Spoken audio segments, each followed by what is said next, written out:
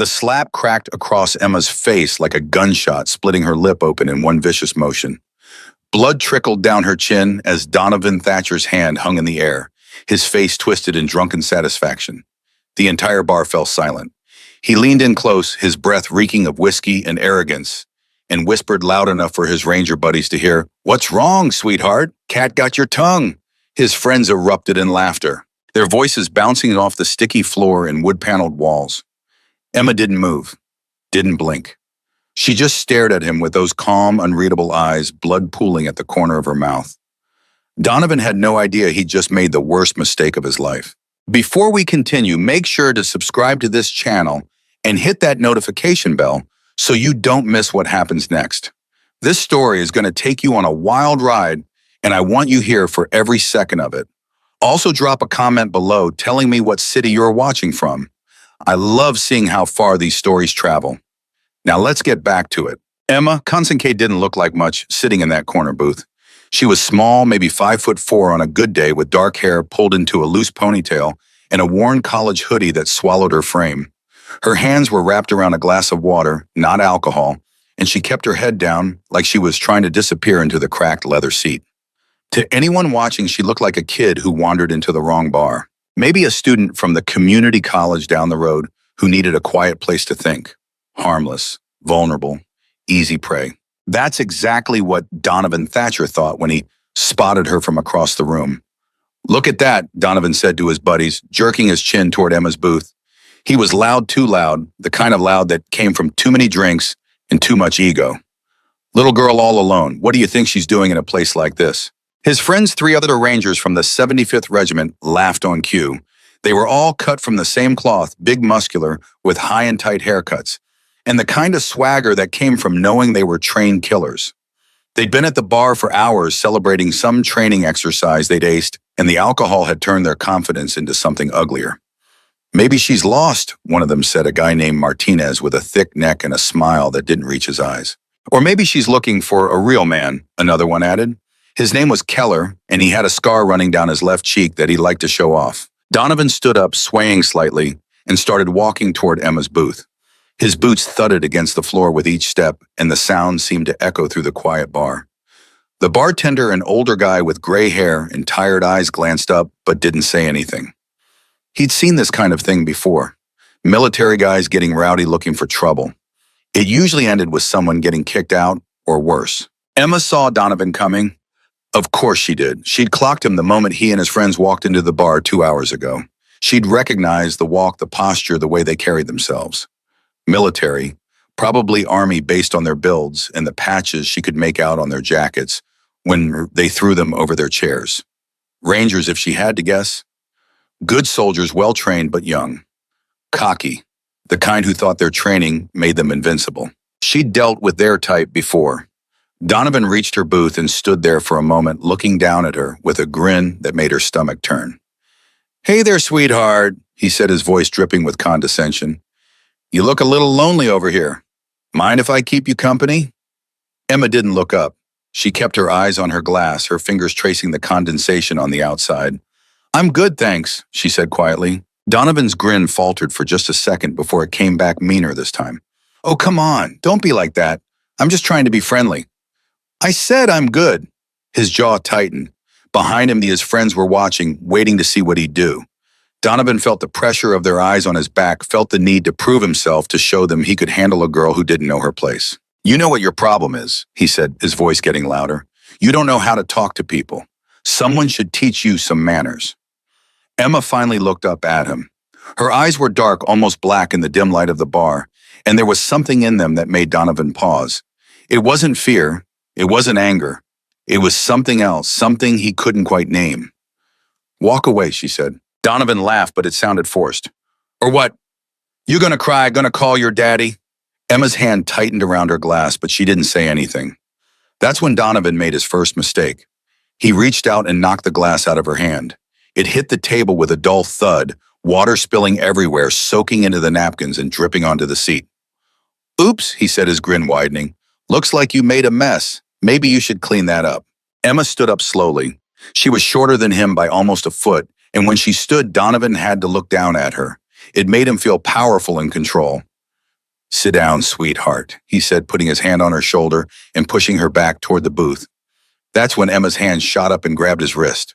Her grip was firm, not tight, but enough to make him pause. Take your hand off me, she said. Donovan's face flushed red. He could hear his friends laughing behind him, could feel the weight of their judgment.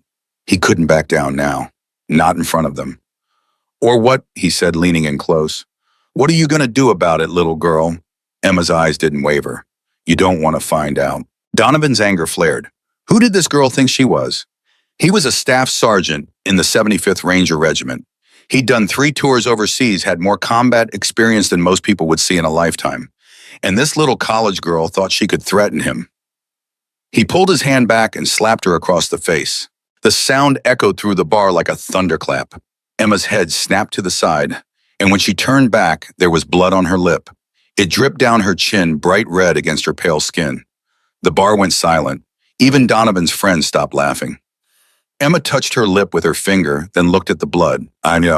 She didn't seem surprised, didn't seem scared. She just looked at Donovan with those same calm, unreadable eyes. Okay, she said quietly. Donovan felt a chill run down his spine, but he pushed it away. He'd committed now. There was no going back. What's the matter? He said, his voice shaking slightly. You gonna hit me back? Come on, show me what you got.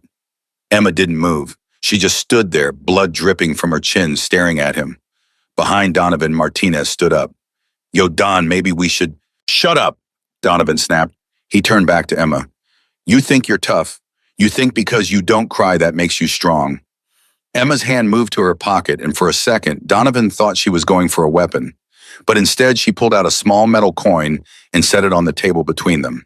It was gold and heavy-looking, with an engraving on one side that Donovan couldn't quite make out in the dim light. You know what this is? Emma asked. Donovan squinted at it. Some kind of poker chip. Emma almost smiled, but it didn't reach her eyes. It's a challenge coin. My father gave it to me before he died. He was a Navy SEAL, served in Desert Storm. Got this coin after his team completed a mission that's still classified. Donovan felt something twist in his gut, but he forced himself to laugh. So what, your daddy was a SEAL? That's supposed to scare me? Emma picked up the coin and held it between her fingers, turning it over slowly. No, it's supposed to remind me who I am, and right now it's reminding me that I need to give you a chance to walk away. Donovan's face twisted in anger. I'm not going anywhere. You need to learn some respect. He reached across the table and grabbed her wrist, squeezing hard enough to bruise. Emma looked down at his hand, then back up at him. You have 3 seconds to let go. Donovan squeezed harder. Or what? 3. His friends were standing now, sensing that things were about to go bad. 2. The bartender reached for the phone under the counter. Emma didn't get to 1. At 2, her free hand moved faster than Donovan could track. She grabbed his thumb and bent it back at an angle that made something inside his hand pop. Pain exploded through his wrist, and before he could react, Emma twisted his arm into a figure-4 lock that sent him crashing to his knees. What the... Martinez started forward, but Emma's eyes snapped to him, and something in that look made him freeze. Donovan tried to pull free, but Emma's grip was iron. She wasn't squeezing hard, wasn't using excessive force, but the angle of the lock made any movement impossible without breaking something. Let me go, Donovan gasped, his voice high and tight with pain. Emma leaned down, her voice soft enough that only he could hear. You hit me, in front of all these people, in front of your friends. You made a choice. Now I'm making mine. She twisted slightly, and Donovan heard 2 distinct pops as his index and middle fingers dislocated. He screamed a sound that cut through the bar like a siren. Emma released him and stepped back. Donovan collapsed to the floor, cradling his hand against his chest, his face white with shock and pain. His friends rushed forward, but Emma was already moving. Keller threw a punch, a wild right hook that had all his weight behind it. Emma saw it coming from a mile away. She could have dodged it, could have blocked it, but instead she let it connect with her cheek. The impact snapped her head to the side and she tasted blood again. But it gave her exactly what she needed. Keller's momentum carried him forward, and Emma used it against him. She grabbed his arm, mid-swing, stepped inside his guard, and drove her elbow into his solar plexus. The air rushed out of Keller's lungs in a whoosh, and he doubled over, gasping. Martinez came next, trying to tackle her from the side. Emma pivoted, using his own weight to throw him off balance, and then swept his legs out from under him.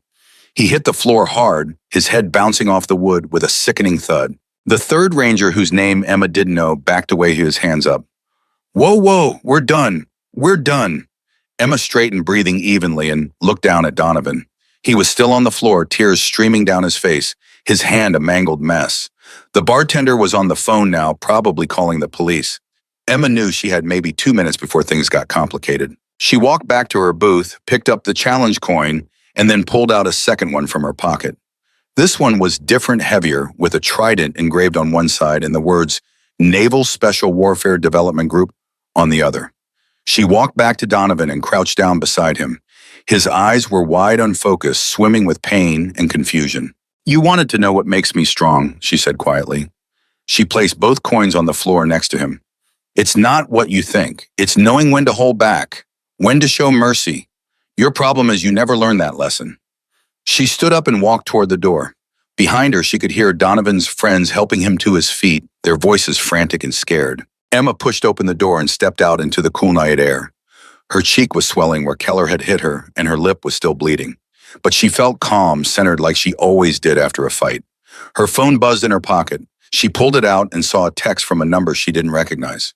Training exercise tomorrow. Oh, 600. You're the instructor. Emma smiled and put the phone away. Donovan and his friends had no idea what was coming. But they would learn. Oh, they would definitely learn.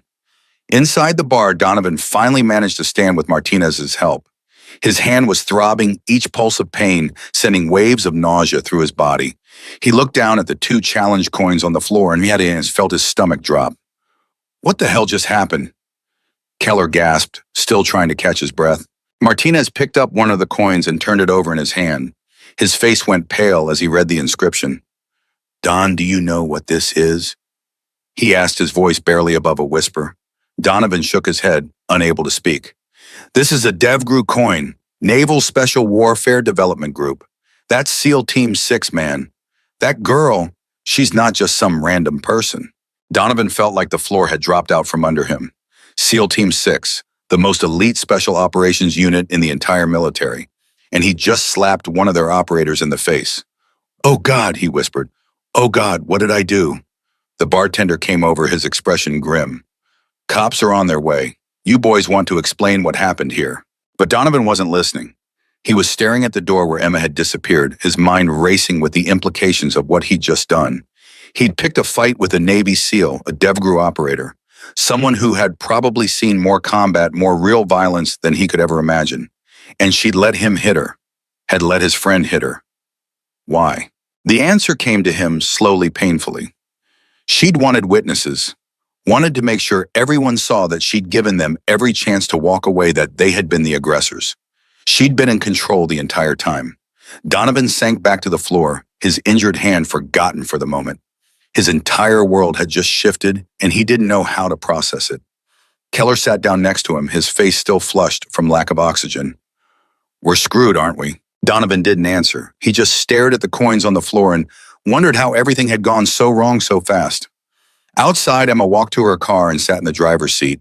She looked at herself in the rearview mirror. Her cheek was already turning purple, and her lip had finally stopped bleeding. She looked like she'd been in a bar fight, which technically she had. But she felt good, felt alive in a way she hadn't in months. She started the car and pulled out of the parking lot, heading toward the small apartment she rented off base. Tomorrow was going to be interesting. She'd been asked to lead a training exercise for a group of Rangers to show them what real combat looked like, what real operators were capable of. She hadn't known who the Rangers would be, but now she did. Emma smiled to herself as she drove through the empty streets. Donovan Thatcher was about to learn the hardest lesson of his life, and she was going to enjoy every second of teaching it to him. The night was quiet, the stars hidden behind clouds, and somewhere in the distance a dog barked. Emma turned on the radio and let the music wash over her, her mind already planning tomorrow's training. It would be brutal, it would be humiliating, and it would be exactly what Donovan and his friends needed.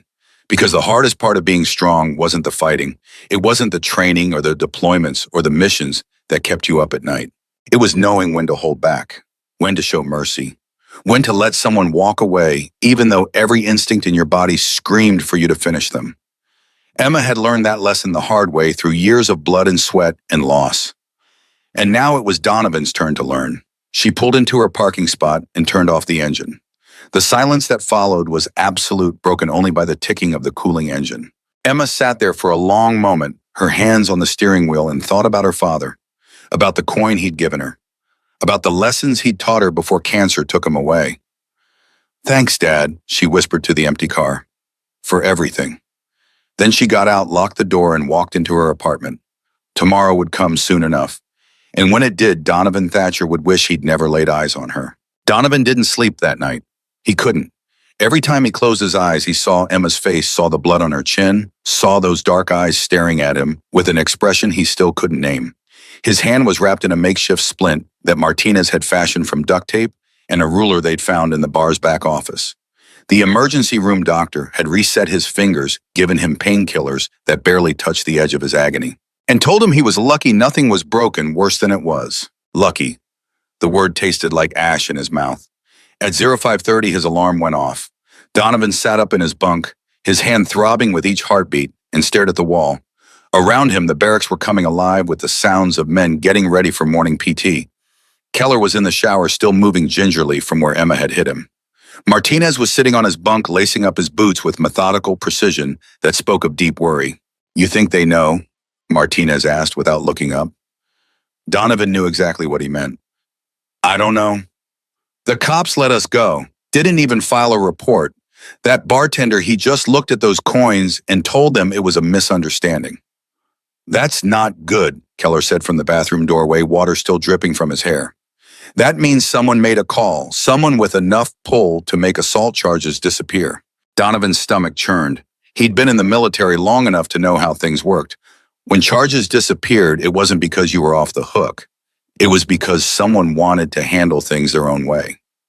His phone buzzed, a text from an unknown number. "Training exercise, briefing room C 0600, don't be late." He showed it to Martinez and Keller. Both men went pale. "It's her," Martinez whispered. "It has to be." At 0555, Donovan and his team stood outside briefing room C. There were 12 of them in total, and all Rangers, all combat veterans. They'd been told this was a special training exercise, an opportunity to learn from an elite operator. The kind of thing that could make or break a career. The door opened. A Colonel Donovan didn't recognize stepped out. "Gentlemen inside, now!" They filed in, boots echoing on the linoleum floor. The room was standard military issue, fluorescent lights, folding chairs, a podium at the front. But standing next to the podium was Emma. Donovan's breath caught in his throat. She was in full combat gear, her face clean of makeup, her hair pulled back tight. The bruise on her cheek from Keller's punch was dark purple, almost black, and her split lip had scabbed over. She looked small, standing there, barely coming up to the colonel's shoulder. But her eyes, God, her eyes were different now. There was no warmth in them, no mercy. They swept across the room, cataloging each man with the cold precision of a hunter counting prey. When her gaze landed on Donovan, he felt his knees go weak. "Take your seats," the colonel said. They did. Donovan ended up in the front row, directly in Emma's line of sight. He wanted to look away, but couldn't. The colonel cleared his throat. "Gentlemen, this is Chief Warrant Officer Emma Consincade. She's on loan to us from Naval Special Warfare Development Group. For those of you who don't know what that means, it means she's SEAL Team 6. She's participated in operations I can't name in countries I can't mention. She's here to teach you what real combat looks like." One of the Rangers in the back, a guy named Thompson, who hadn't been at the bar, raised his hand. "Sir, no disrespect, but she's—" "Careful!" The colonel interrupted, his voice sharp as a blade. "Finish that sentence, and you'll be running laps until you puke." Thompson's mouth snapped shut. Emma stepped forward. When she spoke, her voice was quiet, but it carried through the room like a whip crack. "Last night, 3 men assaulted me in a bar. They outnumbered me 4-1. They were bigger, stronger, and they had surprise on their side." She paused, letting that sink in. "They're in this room right now." Every head turned to look at Donovan, Martinez, and Keller. Donovan felt his face burn with shame. "I'm going to tell you what they did wrong," Emma continued, "and then I'm going to show you what happens when you underestimate your enemy." She walked over to Donovan. He forced himself to meet her eyes. "Stand up," she said. He did, his legs shaking. "Show everyone your hand." Donovan held up his splinted hand. The fingers were swollen purple, twice their normal size. "I did that in less than 2 seconds," Emma said to the room. "No warning, no hesitation, just muscle memory and training." Staff Sergeant Thatcher here thought because I was small, because I was alone, because I looked vulnerable, that I was an easy target. What he didn't know was that I've been training to kill people since I was 18 years old. What he didn't know was that I've been in more firefights than everyone in this room combined. She turned back to Donovan. Sit down. He collapsed into his chair, relief and humiliation warring in his chest. Emma faced the room again. Today's exercise is simple. You're going to hunt me, all 12 of you. We're going to go out to the training grounds, and I'm going to give you a 5-minute head start to set up defensive positions. Then I'm going to come for you all. If you can stop me from reaching the objective, you win. If I reach it, you lose. Thompson raised his hand again. What's the objective? Emma smiled, and it was the coldest thing Donovan had ever seen. Me standing in the middle of your defensive position holding a flag. Non-lethal rounds only. Paintball markers. But everything else is fair game. The colonel stepped forward. This is a learning opportunity, gentlemen. Chief Kincaid has agreed to walk you through her tactics afterward, show you where you went wrong. I suggest you pay attention. 20 minutes later, they were on the training grounds. It was a sprawling area designed to simulate urban combat, concrete buildings, narrow alleys, open courtyards. The 12 Rangers spread out, setting up overlapping fields of fire, establishing communication protocols, doing everything their training had taught them.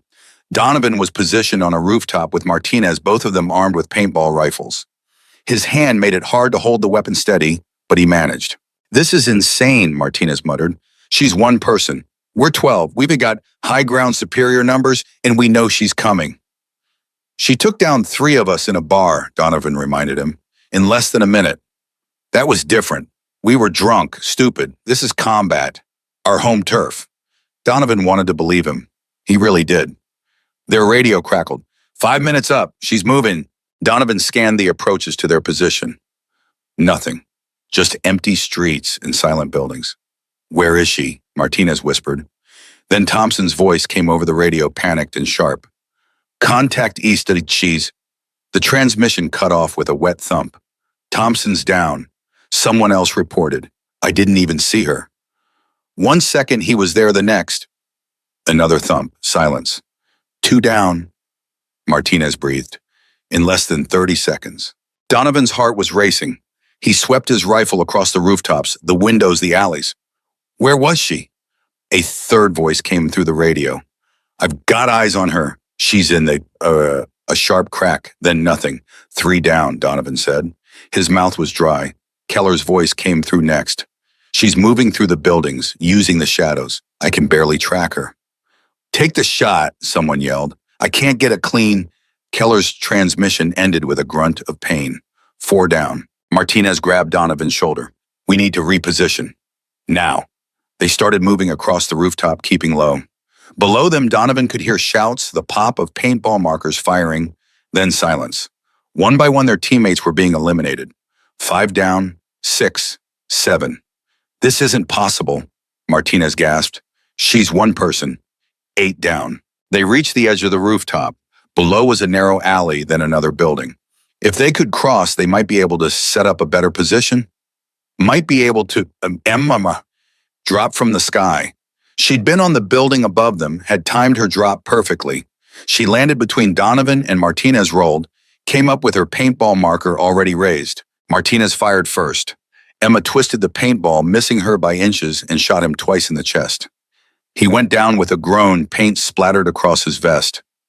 Donovan swung his rifle around, but his injured hand betrayed him. The weapon slipped, and in that half-second of distraction, Emma was on him. She kicked the rifle out of his grip, swept his legs, and had him on his back before he could process what was happening. Her paintball marker pressed against his chest. Bang, she said quietly. Then she was gone, moving across the rooftop like smoke. Donovan lay there, paint spreading across his vest, and listened to the rest of his team get picked off one by one. 9 down, 10, 11, 12. The whole thing had taken less than 8 minutes. When Donovan finally sat up, he saw Emma standing in the center of the courtyard holding the flag. She wasn't even breathing hard. The colonel's voice came over the loudspeaker. Exercise complete. All personnel report to the debriefing room. They gathered in a classroom, paint splattered and humiliated. Emma stood at the front, her expression neutral. You want to know what you did wrong? She asked. No one answered.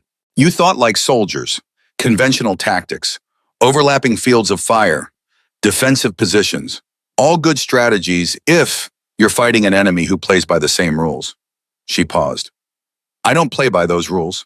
She pulled up a tactical map on the screen behind her. Thompson, you were the first to go down. You called out my position on the radio, which told me exactly where your communication hub was. I eliminated you first to sow confusion. Thompson looked at the floor. Jenkins and Ramirez, you were next. You both focused on where I had been, not where I was going. You tracked my last known position instead of anticipating my next move. She went through each elimination, breaking down the tactical mistakes, showing them how she'd exploited their training against them.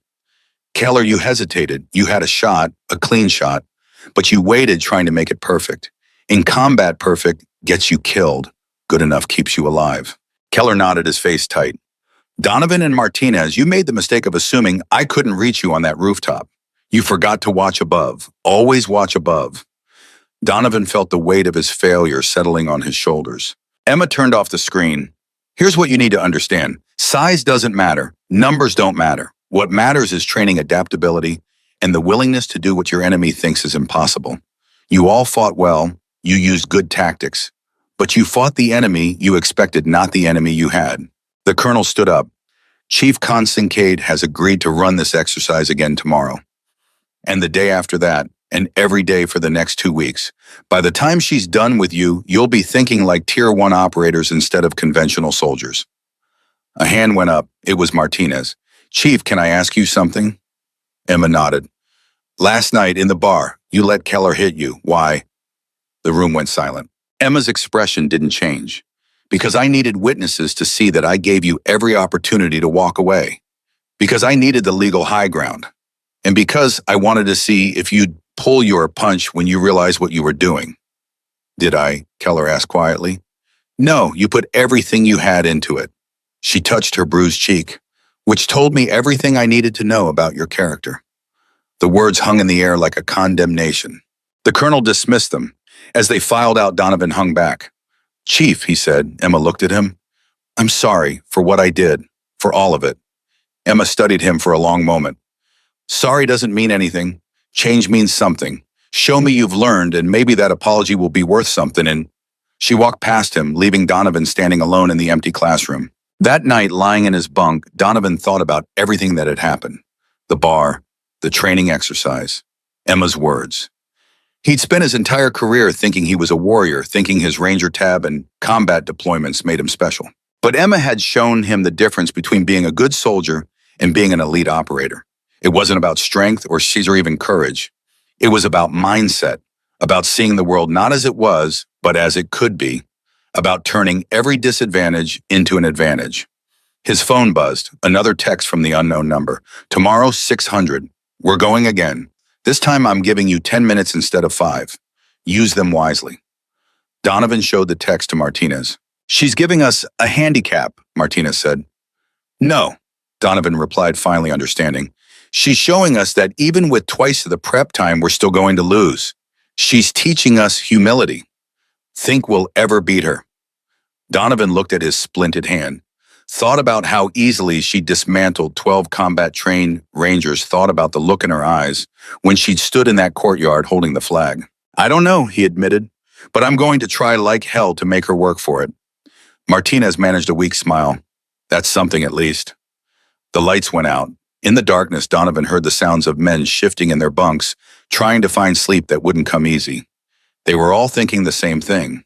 They'd underestimated Emma Kincaid. They'd seen a small woman and assumed a weakness. They'd seen vulnerability and assumed prey. They'd learned the hardest lesson a soldier could learn: appearances meant nothing. Training meant everything, and the most dangerous enemy was the one you didn't see coming. Tomorrow they'd try again. They'd fail again. But maybe, just maybe, they'd fail a little less. They'd learn a little more. They'd become a little better.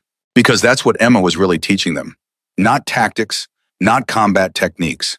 She was teaching them that growth came from failure, that strength came from humility, that the best warriors were the ones who never stopped learning. Donovan closed his eyes and tried to sleep. His hand throbbed. His pride ached worse. But for the first time since he'd walked into that bar, he felt something other than shame. He felt determination. Day 2 started before dawn. Donovan was already awake when the alarm went off at 0500, his hands still throbbing despite the pain medication. He'd spent the night thinking through every mistake they'd made, trying to anticipate Emma's next move. Martinez was awake too, sitting on the edge of his bunk with a notebook full of tactical diagrams. "I think I figured it out," Martinez said without preamble.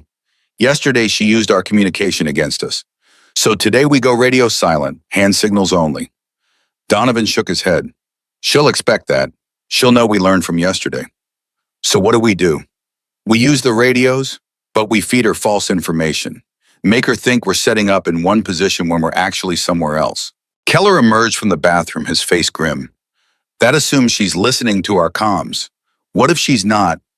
"She is," Donovan said with certainty. "She's a SEAL. Intelligence gathering is half the job. She's listening to everything." At 0545, they assembled outside briefing room C again. This time, Emma was already waiting for them. The bruise on her cheek had darkened overnight, spreading across her cheekbone like spilled ink.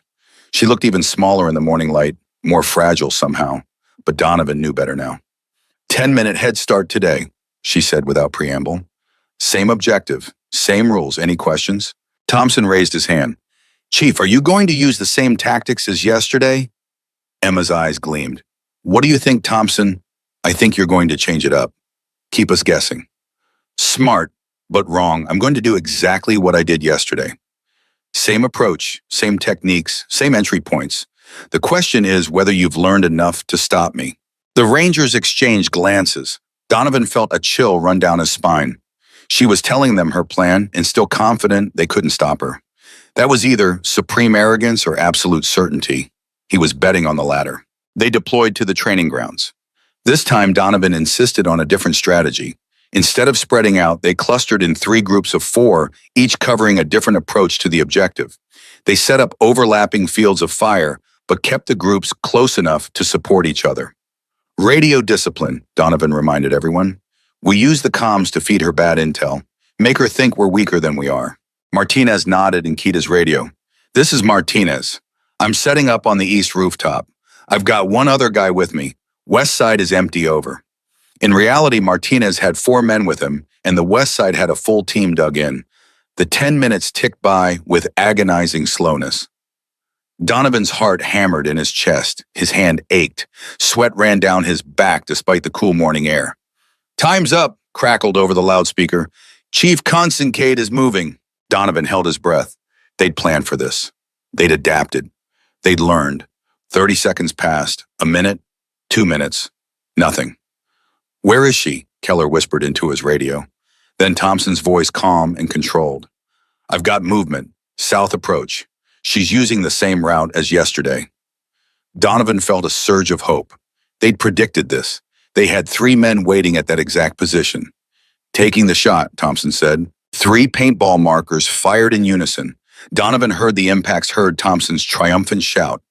"Got her direct hit, she's down!" The radio erupted with cheers. Donovan allowed himself a small smile. They'd done it. They'd actually negative. Emma's voice came through the radio, and Donovan's blood turned to ice. She'd hacked their frequency. "That was a decoy. Nice try, though."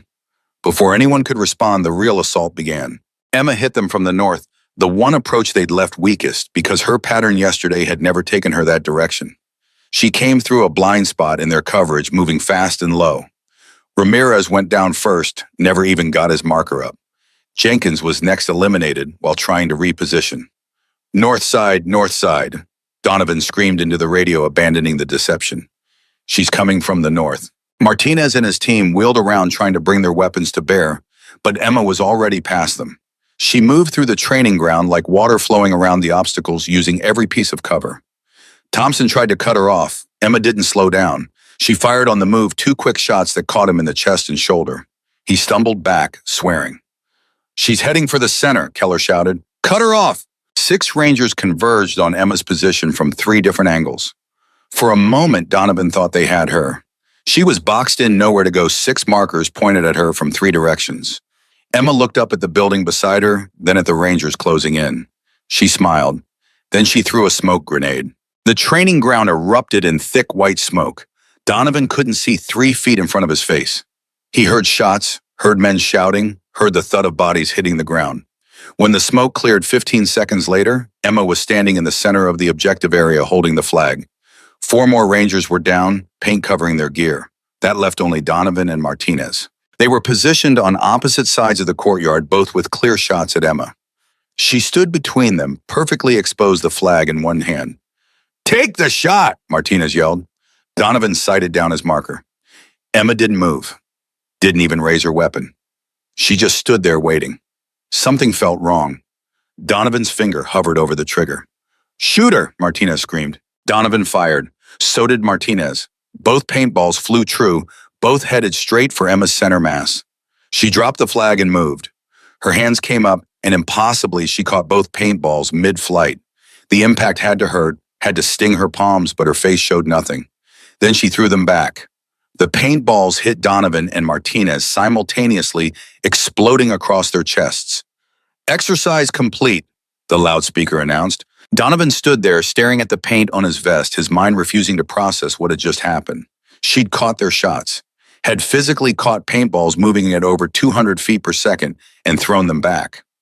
"That's not possible," Martinez whispered. Emma picked up the flag. Possible is just a word people use when they can't imagine the alternative. The debriefing was brutal. Emma broke down every mistake, every hesitation, every moment where they'd thought like conventional soldiers instead of adaptive operators. "The decoy was good," she admitted. "Smart thinking. But you assumed I wouldn't check. You assumed I'd take the bait without verifying. Never assume your enemy is stupider than you are." She pulled up footage from the exercise. Somehow she'd had cameras recording everything. "Watch here, Donovan, you had a clean shot at me when I came through the north approach. You didn't take it." "Why?" Donovan swallowed hard. "I thought it was another decoy." "It wasn't. I was exposed for a full 2 seconds. That's an eternity in combat. You hesitated because you were afraid of making a mistake. Fear is good. It keeps you alive, but paralysis gets you killed." She moved to the next clip. "Martinez, you repositioned 3 times during the engagement. Each time you moved to what you thought was a better tactical position. Each time you left your teammates without support. Stop thinking about where you should be and start thinking about where your team needs you to be." The criticism continued for an hour. By the end, Donovan felt like he'd been stripped down to his bones. Every flaw, every weakness, every bad habit laid bare. But Emma wasn't done. "Tomorrow we're changing the exercise," she said. "You're not hunting me anymore. I'm hunting you. You'll have the entire training ground to hide in. If you can evade me for 30 minutes, you win. If I tag even one of you, you all lose." Thompson's hand shot up. "Chief, that's impossible. The training ground is huge." "Is it?" Emma asked. "Or are you just not thinking creatively enough?" She dismissed them. As they filed out, Donovan felt the weight of impending failure settling on his shoulders. 2 days, 2 complete defeats. Emma had barely broken a sweat either time.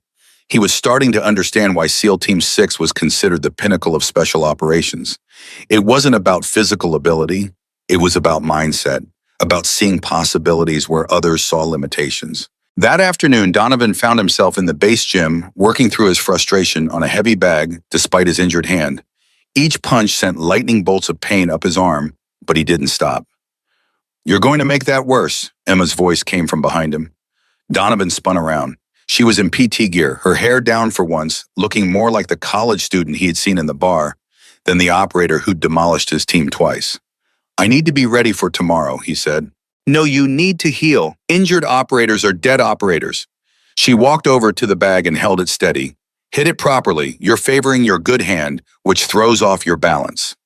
Donovan threw another punch. Emma shook her head. "Again. And this time use your whole body, not just your arm." He did. The punch felt cleaner, more powerful. Better. Again. They worked like that for 20 minutes, Emma correcting his form, teaching him how to generate power from his core instead of his shoulders. Donovan found himself relaxing, found the anger and frustration draining away. "Can I ask you something?" he said during a water break. Emma nodded. "Why are you really here? This isn't about teaching us tactics. You could do that in a classroom." Emma took a long drink from her water bottle. When she spoke, her voice was quiet. 3 months ago, I lost someone on a mission, my spotter. His name was Marcus Reeves. He was 26 years old, had a wife and a baby daughter he'd never met because we deployed before she was born. Donovan felt his chest tighten. Marcus died because he hesitated. We were extracting a high-value target from a compound in Syria. Marcus had a shot at a hostile, but the hostile was young, looked like a kid. Marcus waited half a second to confirm the threat. That half second cost him his life. The hostile was wearing a suicide vest. Emma's eyes were distant, seeing something Donovan couldn't. Marcus was a good operator, one of the best, but he'd been trained to see enemies as enemies, not as individuals. When he saw someone who looked like a kid, his training failed him. His humanity got in the way of his survival instinct. "I'm sorry," Donovan said, the words feeling inadequate. "Don't be sorry. Learn. That's why I'm here. I'm teaching you to see past the obvious, to trust your training, even when your brain is screaming at you to hesitate. I'm teaching you to be better than Marcus was, to be better than I was, because I should have taken that shot when he didn't." She stood up. "Tomorrow when I'm hunting you, I want you to think about Marcus. Think about what it means to be the hunter and the hunted. Think about how quickly everything can change." That night, Donovan couldn't sleep again. He kept thinking about Marcus Reeves, about a man he'd never met who died because he was too human. It seemed impossibly cruel, the idea that compassion could be a fatal flaw. But he understood what Emma was teaching them. In combat, there was no room for hesitation, no room for doubt. You acted or you died. You trusted your training or you became a casualty. His phone buzzed, another message from Emma's number. Marcus would have liked you. He was a ranger before he became a SEAL. He understood what it meant to be part of a team. Don't let him down tomorrow. Donovan stared at the message for a long time. Then he got out of bed and started planning. If Emma wanted them to think creatively, to see possibilities instead of limitations, then that's exactly what he'd do. He woke Martinez and Keller. "Get everyone up. We need to talk." 20 minutes later, all 12 Rangers were crowded into their common room, bleary-eyed and confused. "Emma said she's hunting us tomorrow," Donovan began. "She said if we can evade her for 30 minutes, we win. But she's not going to make it easy. She's going to use everything she knows about tracking, about hunting, about psychological warfare." "So what's your plan?" Thompson asked. "We don't evade her. We hunt her back." The room erupted in protests. Donovan held up his hand. "Listen, every exercise so far, we've been reactive.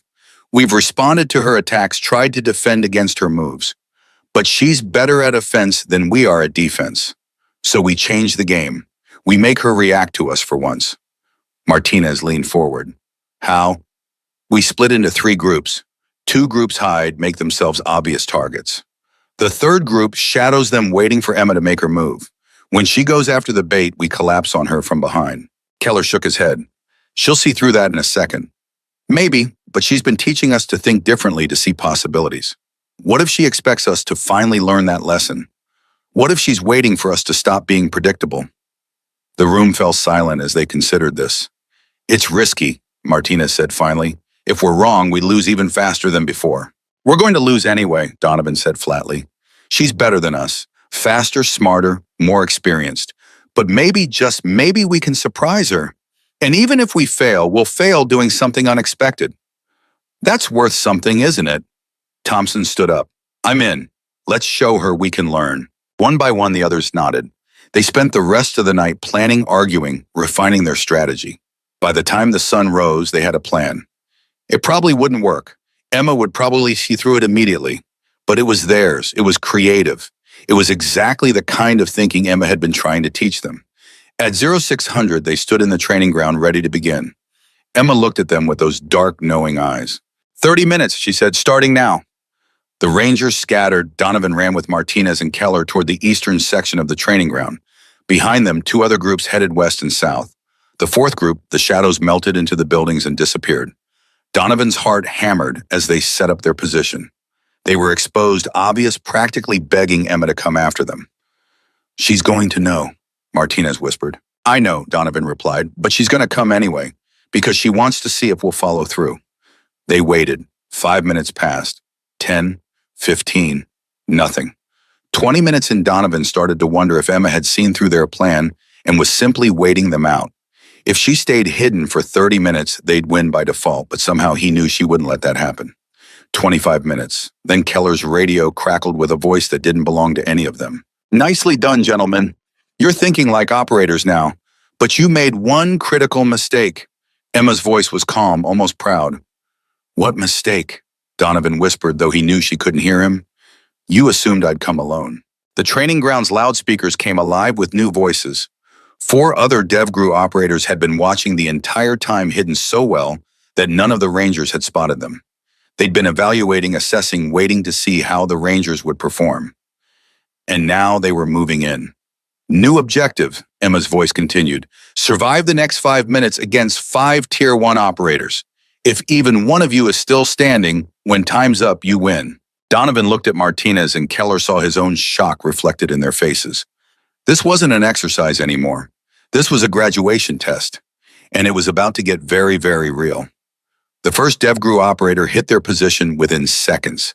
He came from above, rappelling down from a rooftop they hadn't even considered checking. Donovan barely had time to register the movement before Thompson was down, paint exploding across his back.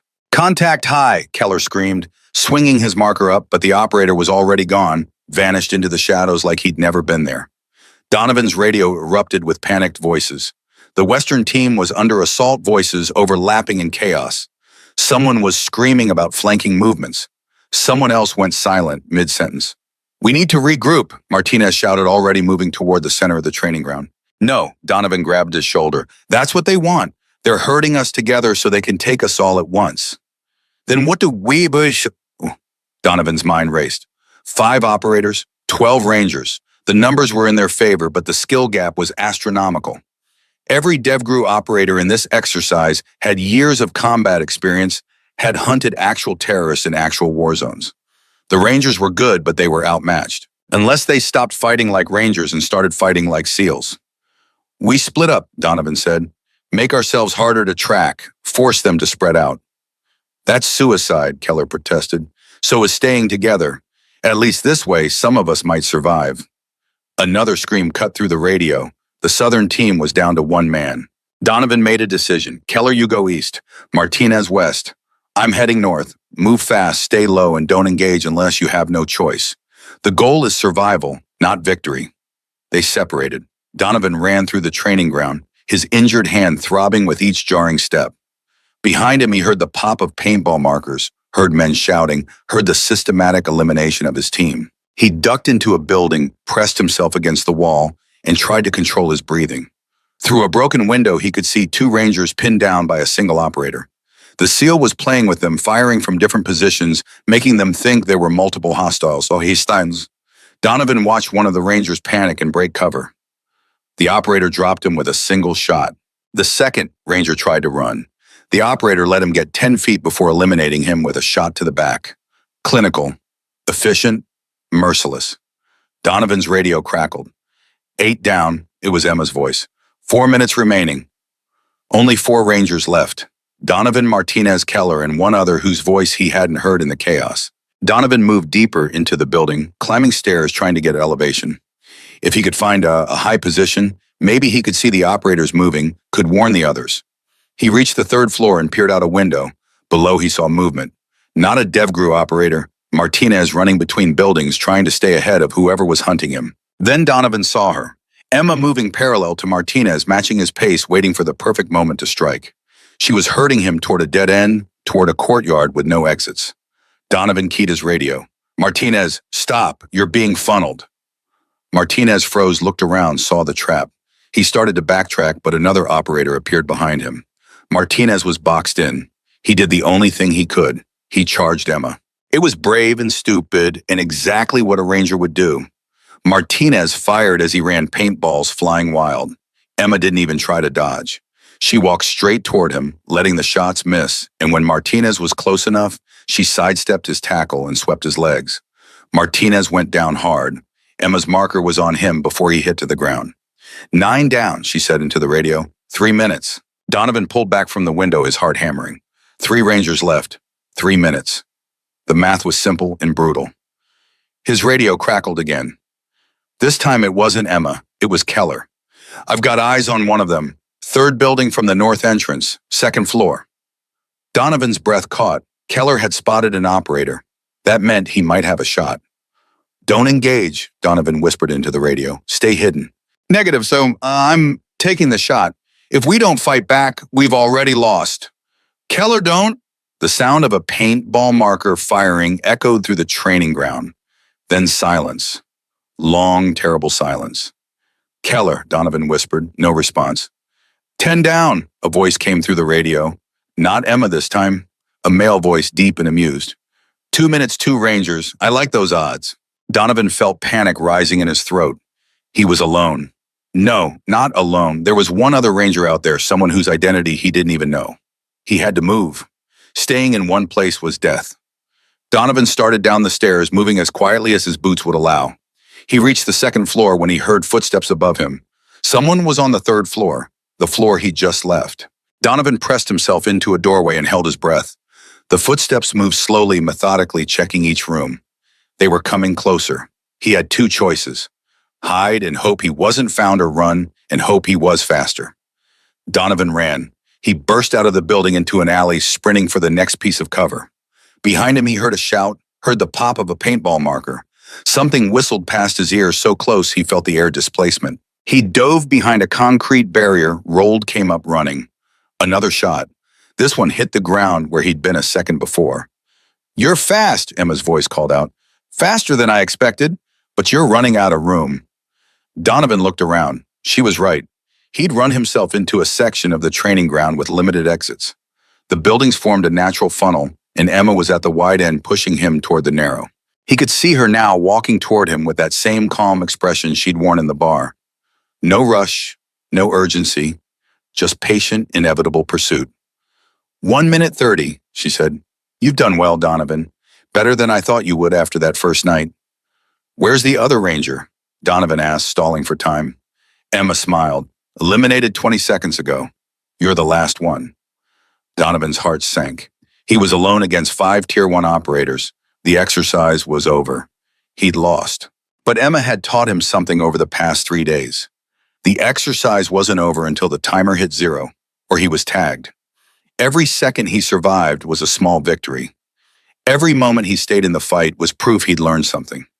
He started moving again, not running this time, but walking, conserving energy, thinking. Emma matched his pace. What are you doing, Donovan? Surviving, he said. Oh, and by walking, I could tag you right now. But you won't, because you want to see what I'll do next. Emma's smile widened. Smart. You're finally thinking like an operator. So what will you do next? Donovan reached a corner where 2 buildings met. He could go left toward a more open area or right into a tight corridor. Both were traps. Both would get him eliminated. 1 minute, Emma said. Donovan looked up. The buildings here were close together, maybe 8 feet apart. The walls were rough concrete full of handholds. He dropped his paintball marker. What are you doing? Emma asked, genuine curiosity in her voice. Changing the game. Donovan jumped, grabbed a window ledge with his good hand and started climbing. Pain screamed through his injured hand as he used it to steady himself, but he didn't stop. He went up fast, using techniques he'd learned in Ranger School, pushing through the agony. Emma watched him climb. She could have shot him easily. He was completely exposed. But she didn't fire. Donovan reached the roof and pulled himself over the edge. He looked down and saw Emma standing in the alley, her marker at her side, looking up at him with something that might have been respect. 45 seconds, she called up. Donovan started running across the rooftop. It was flat, covered in gravel that crunched under his boots. He could see the entire training ground from up here, could see the other 4 operators converging on his position. They'd been waiting for Emma to flush him out. Now they were moving in for the kill. Donovan reached the edge of the roof. The next building was 10 feet away, too far to jump safely. But there was a 3rd building beyond it, closer, maybe 6 feet. 30 seconds. Emma's voice drifted up. Donovan backed up, got a running start, and launched himself across the gap. For a moment, he was airborne, the ground 3 stories below, nothing but empty space around him. His injured hands screamed as he landed, rolled, came up running. 2 operators were on the adjacent rooftop now, closing in from both sides. Donovan was trapped between them. 20 seconds. He looked around frantically. There, a drainage pipe running down the side of the building. It looked old, probably couldn't support his weight, but it was the only option. Donovan grabbed the pipe and started sliding down. The metal groaned, bolts pulling free from the wall. He was falling more than climbing, barely in control. He hit the ground hard, his ankle twisting, pain shooting up his leg. But he was down, was moving, was still in the fight. 10 seconds. Donovan limped toward the objective marker, the flag they'd been defending on the first day. If he could just reach it, could just touch it, maybe that would count as something. Maybe Emma would see that he'd refused to give up, had kept fighting until the last possible second. 5 operators appeared around him, forming a circle. Emma stepped forward from the group. 5 seconds, she said softly. Donovan kept moving toward the flag, dragging his injured ankle, refusing to stop. 4. He was 3 feet away. 3. 2 feet. 2. He reached out with his good hand. 1. His fingers touched the flag. Time, Emma said. The loudspeaker confirmed it. Exercise complete. Donovan collapsed to his knees, gasping for air, his entire body shaking with exhaustion and adrenaline. He'd lost. All 12 Rangers had been eliminated. But he'd survived the full 5 minutes. He'd made it to the end. Emma walked over and extended her hand. Donovan looked up at her, saw something in her eyes he hadn't seen before. Pride. He took her hand and let her help him to his feet. That was good work, she said. All of you. You adapted, you thought creatively, you refused to quit. That's what I wanted to see. The other Rangers were emerging from where they'd been eliminated, paint-covered, but grinning. They'd lost, but they'd learned. They'd been pushed beyond anything they thought they were capable of, and they'd survived. The colonel appeared from the observation post. Gentlemen, gather round. They assembled a ragged group of exhausted, paint-splattered soldiers. The colonel looked at each of them in turn. Over the past 3 days, Chief Consincade has put you through hell. She's beaten you in every engagement, exploited every weakness, shown you how much you still have to learn. He paused. But she's also shown me that you have potential. Real potential. When faced with impossible odds, you didn't quit. When confronted with an enemy you couldn't beat, you found ways to make them work for it. That's the mark of elite operators. Emma stepped forward. I'm recommending all 12 of you for advanced training. If you accept, you'll spend the next 6 months learning everything DevGru knows about unconventional warfare, tactical operations, and adaptive combat. It will make these 3 days look like a vacation. Most of you will wash out, but those who make it through will be better soldiers than you ever imagined possible. Donovan felt his breath catch. Advanced training with SEAL Team 6 instructors. It was an opportunity most Rangers would kill for. There's one condition, Emma continued. Staff Sergeant Thatcher. Donovan stepped forward, his heart in his throat. You put your hands on me in anger. You assaulted a fellow service member. Under normal circumstances, that would end your career. Emma's eyes were hard. But I'm giving you a choice. You can accept non-judicial punishment, take the mark on your record, and continue your career as a Ranger. Or you can accept this training, prove that you've learned from your mistakes, and become something more. The weight of the decision settled on Donovan's shoulders. His career, his future, his entire identity hung in the balance. I accept the training, he said without hesitation. Emma nodded. Good. Report to my office at 1400. We need to talk about what happened that night. Really talk. No ranks, no military protocol, just 2 people dealing with the consequences of their actions. At 1400, Donovan stood outside Emma's temporary office. His hand was still splinted. His ankle was wrapped and every muscle in his body ached. He knocked. Come in. Emma was sitting behind a desk out of uniform for the first time Donovan had seen. She wore jeans and a plain black t-shirt, looked more like a grad student than a Tier 1 operator. Sit, she said. Donovan sat. Emma leaned back in her chair. Why did you hit me that night? The question was direct, blunt, demanding honesty. I was drunk. I was showing off for my friends. I saw someone I thought was weak, and I wanted to feel strong. The words tasted like poison. There's no excuse. I was wrong. Yes, you were. But wrong isn't the same as irredeemable. Emma pulled out the challenge coin her father had given her. My dad used to tell me that everyone has 2 wolves inside them. One is anger, ego, pride. The other is humility, discipline, honor. The wolf that wins is the one you feed. She set the coin on the desk between them. You fed the wrong wolf that night, but these past 3 days you've been feeding the right one. You've been humble enough to learn, disciplined enough to adapt, honorable enough to keep fighting even when you knew you'd lose.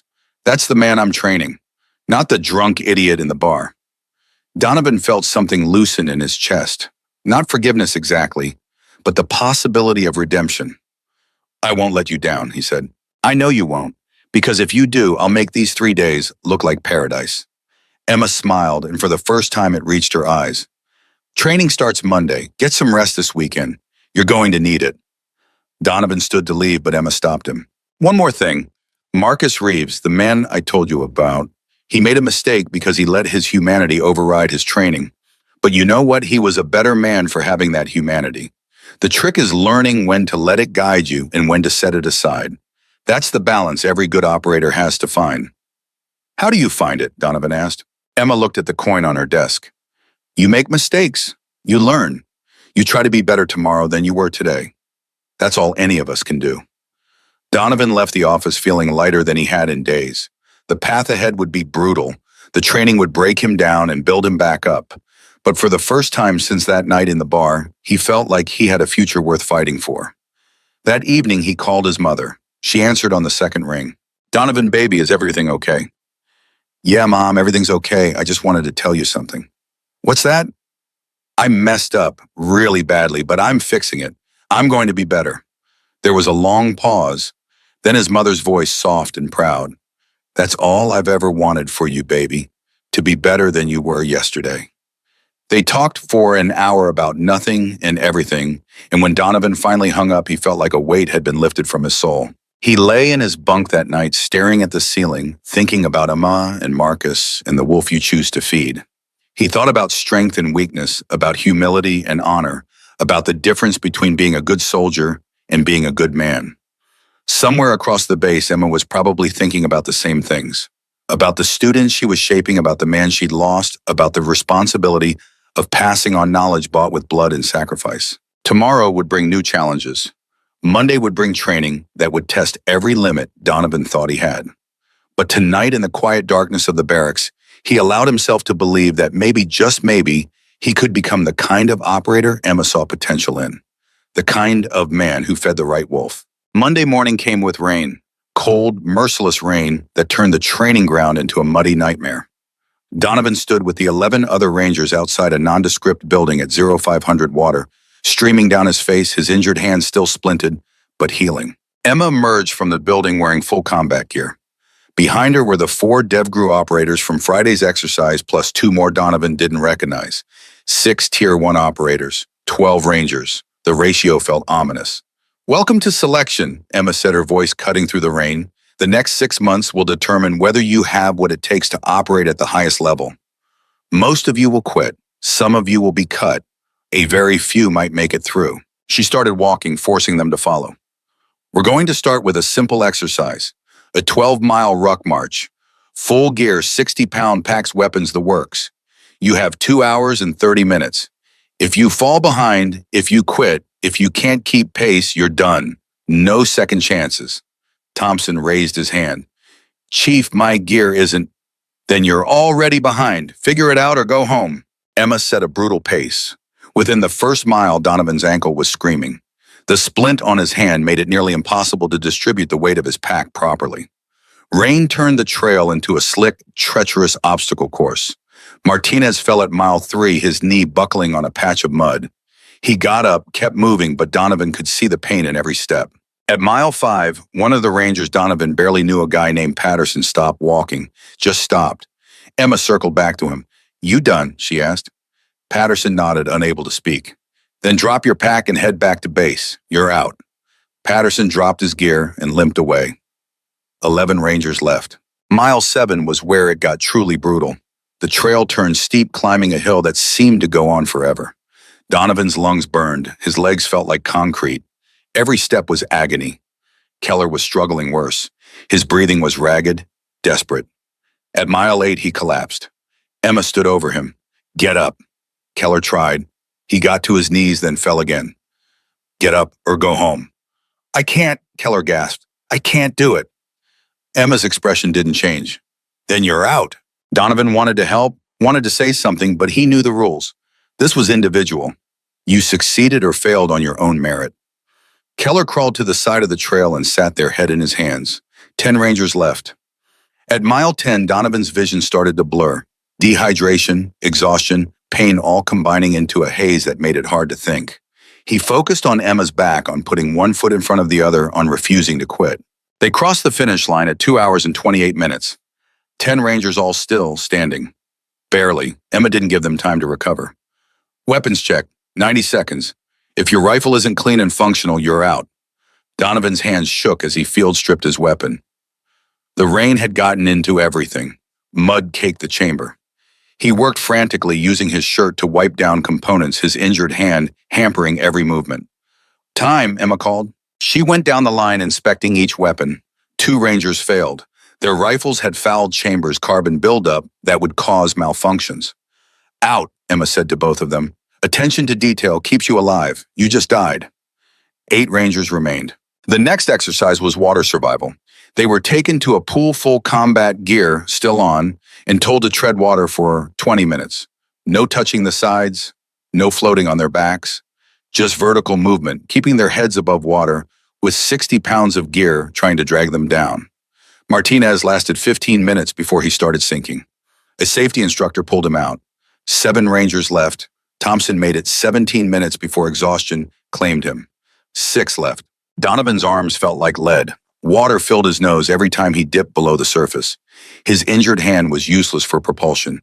He kicked harder, pulled with his good arm, refused to let the weight drag him down. At 19 minutes and 45 seconds, his head went under. He couldn't get back up. The water closed over him, and for a moment Donovan thought this was it. This was where it ended. Then something grabbed his vest and hauled him up. Emma, she jumped in and pulled him to the surface. 15 more seconds, she said. You can do 15 more seconds. Donovan kicked weakly, staying afloat more through will than strength. Emma tread water beside him, not helping, just present. Time, the safety instructor called. Donovan had made it. Barely, but he'd made it. They pulled themselves out of the pool, 6 Rangers soaked and shaking, standing in the rain, while Emma looked at them with something that might have been approval. Not bad, she said. You've got heart. Now let's see if you've got brains. The next test was navigation. They were given a map, a compass, and coordinates for 6 checkpoints spread across 20 miles of wilderness. They had 8 hours, no GPS, no communication devices, just their training and their wits. Donovan partnered with Martinez, who'd somehow convinced Emma to let him continue, despite failing the water survival. They moved through the forest, checking their compass every 100 meters, triangulating their position using terrain features. At the 3rd checkpoint, they found Thompson. He was sitting on the ground staring at his map with blank eyes. I'm lost, he admitted. I've been walking in circles for an hour. Donovan wanted to help, but Emma's words echoed in his mind. Individual effort, individual success or failure. Check your last known position, Donovan said. Work backwards from there. It wasn't direct help, just advice. Thompson nodded and went back to his map. Donovan and Martinez kept moving. They hit all 6 checkpoints with 30 minutes to spare. When they returned to base, only 4 other Rangers were there. Thompson never made it back. Neither did another Ranger whose name Donovan had never learned. 4 Rangers left. Donovan, Martinez, and 2 others named Chen and Rodriguez. Emma looked at them as they stood in the gathering darkness, exhausted beyond measure. Day 1 is completed, she said. You have 3 hours to eat, shower, and sleep. Then we start night operations. Chen collapsed, just fell over like someone had cut his strings. Medic, Emma called. She knelt beside Chen, checked his pulse. He's done. Pushed too hard. He'll recover, but he's out of selection. 3 Rangers left. The night operations were worse than anything Donovan had imagined. They were given a target building and told to infiltrate it without being detected. Inside were the 6 DevGru operators acting as hostile forces with night vision and thermal imaging. If the Rangers were spotted, they failed. If they reached the objective, a mock intelligence package in the center of the building, they passed. Rodriguez went in first. He made it 30 feet before a laser sight painted his chest. Failed. 2 Rangers left. Martinez went next. He used a different approach, slower, more methodical. He made it to the building, got through a window, moved through 2 rooms. Then a DevGru operator stepped out of the shadows and tagged him with a training knife. Dead, the operator said. Martinez had failed. Donovan was the last one. The only Ranger left out of 12 who'd started. The weight of that realization threatened to crush him. Emma appeared beside him in the darkness. You don't have to do this. You've already proven yourself. You can walk away with honor. Donovan looked at the building, at the impossible task, at the operators inside who had decades of experience between them. Marcus Reeves wouldn't have walked away, he said. Emma was quiet for a moment. No, he wouldn't have. Then neither will I. Donovan approached the building from an angle none of the others had tried. Instead of going for windows or doors, he climbed. Using the same technique he'd used in Friday's exercise, he scaled the wall to the roof. The DevGru operators were expecting ground-level approaches. They weren't watching the roof as carefully. Donovan found a ventilation shaft. It was tight, barely wide enough for his shoulders, but it led down into the building. He squeezed inside, moving inch by inch through the metal duct. Below him, he could hear the operators talking, reviewing where Rodriguez and Martinez had failed adjusting their coverage to prevent the same approaches. Donovan reached a vent that opened into a hallway. He could see the objective room from here, could see one operator standing guard outside it. He waited. Patience was a weapon Emma had taught him. He waited until the operator shifted position, turning to check the other end of the hall. Donovan dropped from the vent, landed in a crouch, rolled into the objective room. The intelligence package was sitting on a table. He grabbed it and dove back out, sliding under a desk just as the operator turned around. The operator entered the room, saw the package was gone, and keyed his radio. "Package is compromised. Intruder is in the building." All 6 operators converged on the objective room. Donovan was trapped underneath the desk, barely breathing, holding the package against his chest. They searched the room. One operator's boot came within inches of Donovan's face, but they were looking for someone moving, someone trying to escape. They didn't think to check under the furniture. After 5 minutes, they spread out to search the rest of the building. Donovan waited another 10 minutes, then slowly, carefully crawled out from under the desk. He made his way back to the hallway, back to the vent he'd come through. But climbing up was harder than dropping down. His injured hand couldn't support his weight. He tried and once fell back. Tried again, fell again. He heard footsteps approaching. Donovan made a desperate decision. He ran, straight down the hallway toward the nearest exit, package in hand. An operator appeared in front of him. Donovan didn't slow down. He lowered his shoulder and hit the operator like a linebacker, using momentum and surprise to barrel past him. Another operator grabbed at him. Donovan twisted, broke free, kept running. The exit was 10 feet away, 5 feet. He burst through the door into the night air, still running, the package clutched in his good hand. Behind him, he heard Emma's voice on the loudspeaker. "Exercise complete. Objective secured." Donovan collapsed on the wet grass, gasping, trembling, unable to believe he'd actually done it. Emma walked over and extended her hand. Donovan took it, let her pull him up. "That was sloppy," she said. "I know. You got lucky at the end. If that operator had been faster, you would have failed. I know. But you adapted. You used an approach no one else thought of. You waited when you should have waited and moved when you had to move. That's what matters." She handed him something. His father's challenge coin, the one she'd left in the bar that night. "You've earned this back," Emma said.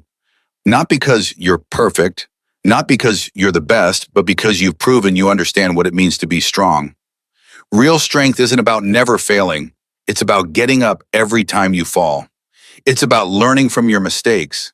It's about knowing when to hold your power and when to use it." Donovan looked at the coin, at the worn metal that had belonged to his father, at the symbol of everything he'd been trying to live up to. "What about the others?" he asked. "Martinez, Rodriguez, all of them. They tried just as hard." "They did, and they'll get other opportunities. But you're the one who made it through today. You're the one who refused to quit when quitting would have been easier. That's the difference between good and great." Emma started walking back toward the base. Over her shoulder, she called, "Get some sleep. Tomorrow we start the real training. Everything up until now was just the warm-up." Donovan stood there in the rain, holding his father's coin, thinking about everything that had happened. The bar, the shame, the training, the failures and small victories, the journey from arrogant soldier to humbled student. He thought about Marcus Reeves, a man he'd never met who died because he was too human. He thought about Emma carrying the weight of that loss, turning it into lessons for others. He thought about the 2 wolves inside every person and which one he'd choose to feed from this day forward. 6 months of brutal training lay ahead. He'd be broken down and built back up. He'd fail more times than he'd succeed. He'd learn things about himself, about combat, about leadership that would fundamentally change who he was. But he was ready for it, ready to become something more than he'd been, ready to honor the legacy of men like his father and Marcus Reeves, ready to prove that Emma's faith in him wasn't misplaced. The next morning, Donovan woke before his alarm. His body ached in places he didn't know could ache. His hand was healing but still tender. His ankle was wrapped tight. He got dressed, grabbed his gear, and headed to the training ground. Emma was already there, along with the 6 DevGru operators who would be his instructors for the next 6 months. You showed up, Emma said. It wasn't a question, but there was approval in her tone. Did you think I wouldn't? I hoped you would. There's a difference. The training began with hand-to-hand combat, not the structured, rules-based fighting Donovan had learned in Ranger School. This was brutal, practical, designed to kill or disable as quickly as possible. One of the DevGru operators, a man named Hayes with scars on his knuckles and a quiet intensity in his eyes, demonstrated techniques that made Donovan's stomach turn. Pressure points that could paralyze, strikes that could collapse a windpipe, holds that could break bones. This isn't sport fighting, Hayes said. This is survival. When you're behind enemy lines and someone gets the drop on you, you have 2 seconds to decide whether you're going home or going in a body bag. These techniques give you those 2 seconds. They practice for hours. Donovan was thrown, choked, struck, twisted into positions that made his joints scream. But he kept getting up, kept trying, kept learning.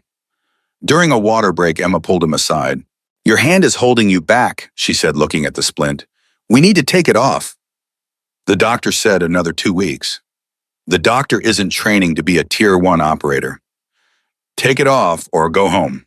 Donovan looked at his hand at the splint that had protected his healing fingers.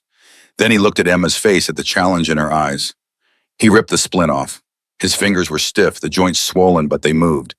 It hurt like hell, but they moved. Good, Emma said. And now let's see if you can actually use them. The training continued. Weapon systems, explosives, communications, medical procedures that went far beyond basic first aid.